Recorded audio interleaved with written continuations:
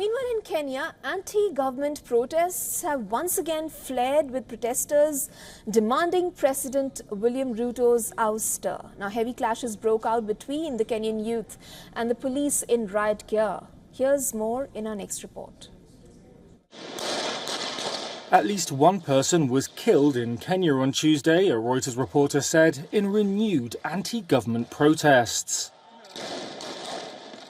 Youth-led nationwide demonstrations that broke out a month ago against proposed tax hikes have continued, even after President William Ruto withdrew the legislation and fired most of his cabinet.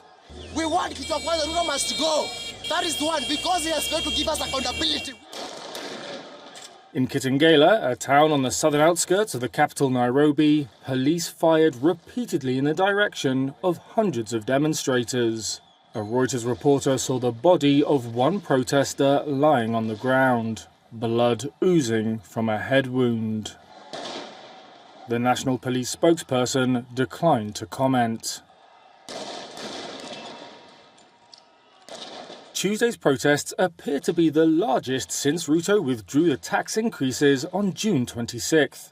He's now caught between the demands of lenders like the International Monetary Fund to cut deficits and a population reeling from a rising cost of living.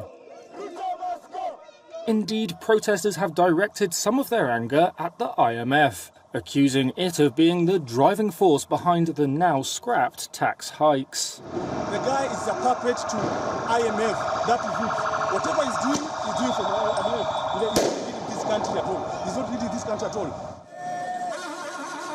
The IMF has said its main goal through its lending programs with Kenya has been helping the country overcome economic challenges and improve its people's well-being. Ruto's office had announced multi-sectoral talks for this week to address grievances raised by the protesters, but there was no sign they had begun. Most of the leading activists behind the protests have rejected the invitation, instead calling for immediate action on issues like corruption.